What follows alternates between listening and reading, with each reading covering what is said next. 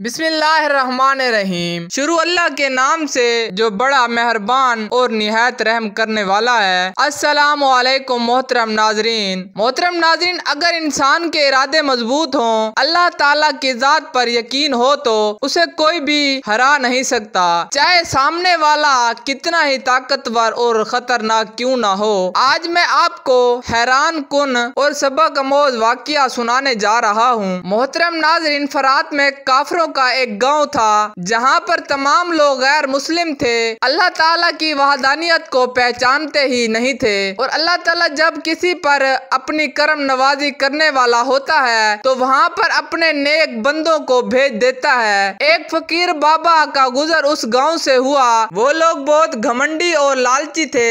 बूढ़े बाबा ने इनके गांव में एक जगह ढेरा जमा लिया। ये बात इन लोगों को बहुत नागवार गुजरी। इस गांव के लोग किसी बुत की पूजा करते थे। फकीर बाबा को जब वो लोग इबादत करते देखते और इतने तवील सजदे में देखते तो हैरान होते।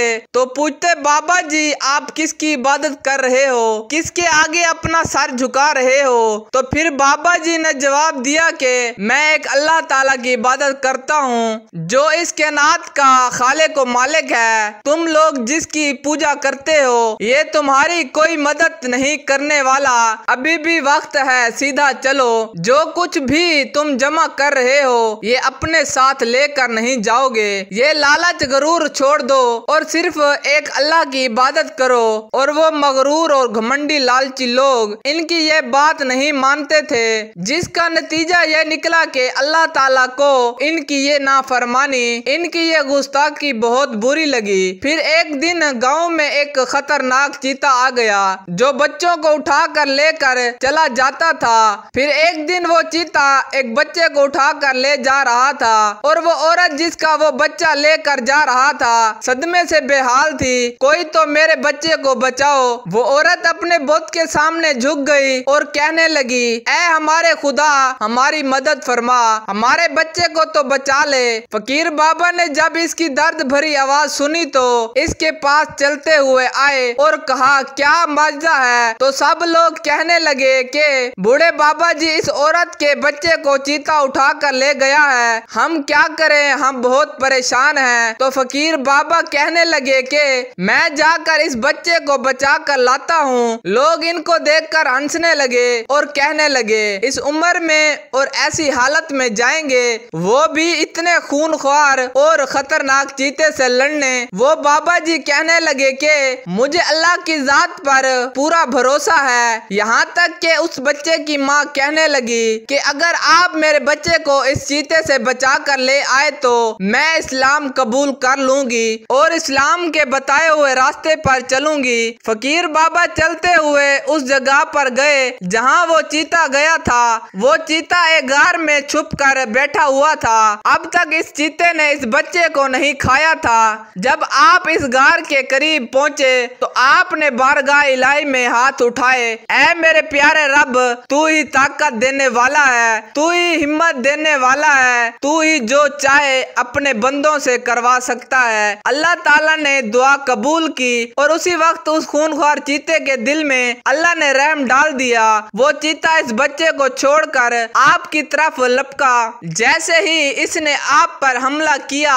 यानी वो आप पर झपटा, तो आपकी ऐसी नजर इस पर पड़ी वो आपको नुकसान क्या पहुंचाता, वो आपके कदमों में लिपट गया, फिर हमेशा के लिए आपका गुलाम बन गया। लोग समझ रहे थे कि बाबा अब इस जंगल से वापस नहीं आएंगे और इस औरत का रो रो कर बुरा हाल था। मगर हैरानगी से क्या देखते हैं कि इसका बच्चा भी सलामत है और फकीर बाबा भी सही सलामत है। और वो चीता आजी के साथ बाबा के साथ चलता हुआ आ रहा था। लोग हैरान और परेशान होके आपसे सवाल करने लगे, बाबा जी आपके अंदर इतनी ताकत कैसे आ गई कि आपने इस चीते से जंग लड़ी? फकीर बाबा कहने लगे कि हमें जंग लड़ने की जरूरत ही नहीं पड़ी। चीते के दिल में अल्लाह रब्बुल इज्जत ने हमारे लिए मोहब्बत डाल दी थी। अल्लाह जब चाहे जो चाहे अपने वली और फकीरों से करामात करवा सकता है। यही हुआ, फिर वो चीता आपका मुरीद बन गया और फिर आपकी खिदमत गुजारी में लग गया